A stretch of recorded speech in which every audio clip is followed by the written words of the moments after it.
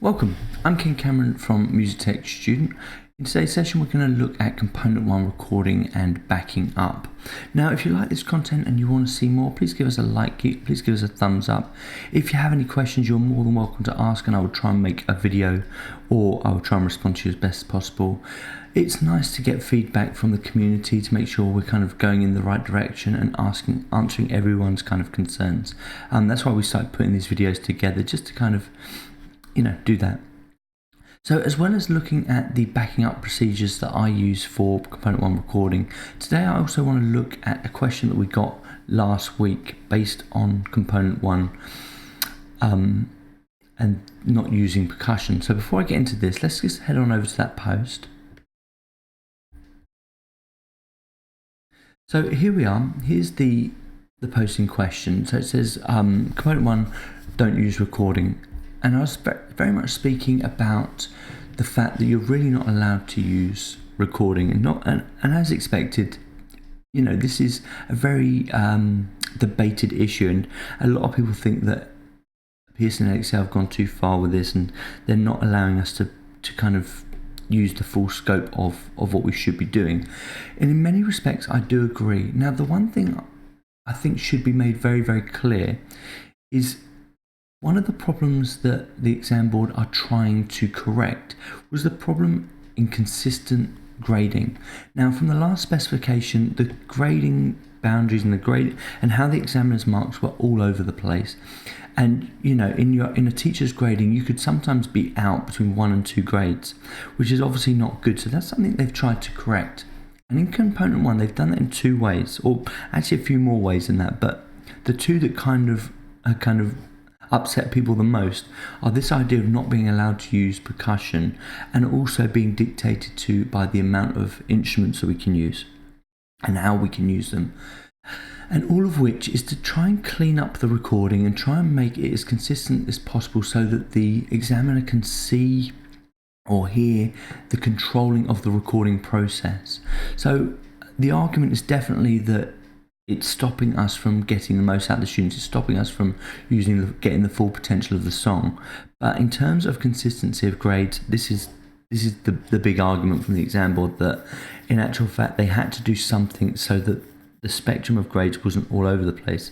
And I completely agree with that. I mean, I was definitely one of those teachers that was affected by this inconsistency in the grading, and definitely it's got a lot better because of these rules that they put in place. So just to re-emphasize then, the use of percussion is pretty much you shouldn't use it, and that's the consistency there. And in terms of how you should use the instrument, you are allowed to overdub a few of the instruments, but more often than not you have to try and aim for this clean track. So hopefully that's kind of cleared that one up, and that's the consensus between that rule, between kind of getting this consistency between grades and getting the rules right.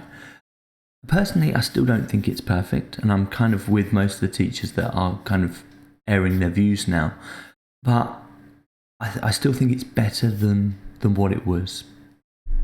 Okay, so let's move on to grading. Not grading, let's move on to backing up. So let's go back to my little slide here. So the reason I want to talk about backing up is because most people leave this until, or not most actually, some people leave this until the very last step. And it does say in the specification that you as a centre need to keep backups of the final submission, which is really important, and obviously you should do that. I take this one step further, and as you're more than aware, I do all of my recording during October, and at the end of October I spend a good few weeks, and I'm currently in that process at the moment, of checking all of the work, going over some overdubs if necessary, and backing up. I will back up onto a drive, or I will back up onto a network. It really depends on which system you've got in place. It probably is better to leave a copy on your system if your studio isn't networked, but it's also a good idea to put it on either an external drive or onto the network. In real terms, you're better off keeping it on the network for protecting of data. I tend not to delete the recordings off of the studio straight away, just in case there is an error with the backups, or just in case there is an error in getting it over to the students. Now, if the students are using their network drive to record in the studio, you do have to be careful. I mean, it takes away some of the protection of data issues, which is good, but you do have to be careful with that they are backing up properly. So even if they are on their own networked drive, I would definitely still take a backup of the recording process for the centre's sake, and do it at the recording stage. So once you're happy that you've finished all of the recording, or the majority of the recording, that's the point that I would do the backup. So in 2 months' time, when things start hitting the fan, as to speak, you've got that backup. So if students start messing up work, or they start deleting things that they shouldn't be deleting, you've got that backup, and it kind of saves you a whole bunch of issues there. You've also got a frame of reference if there is any complaints about cheating or students reusing each other's work. You have a frame of reference there, so you can actually check against that from as early a stage as possible. And once again, if you are recording the same song, and I think based on the discussions we've been having over the few months, I'm almost certain that next year we'll probably go away from recording all students on the same song and move over to every student kind of tries to do their own song. We'll give it another try.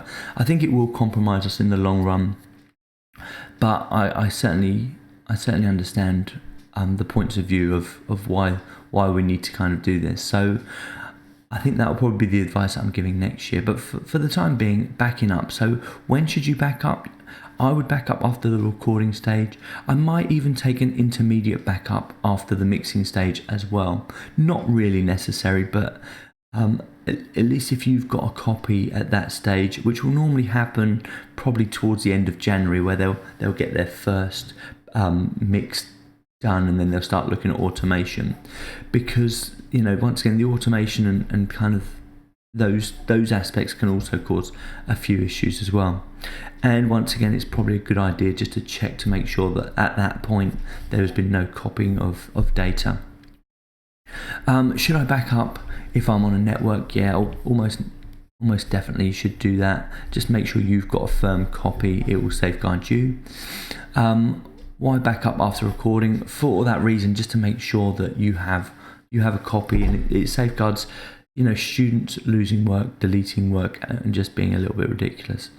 And finally, how do you protect the data? So the copyright, or the copy protection data, or personal protection data, is really important at the moment. So really and truly, all data should be kept in-house. You shouldn't be taking recordings home for marking or anything like that anymore, unless you've got encrypted drives on the machines that you're using at home. Pretty much everything should stay in the center.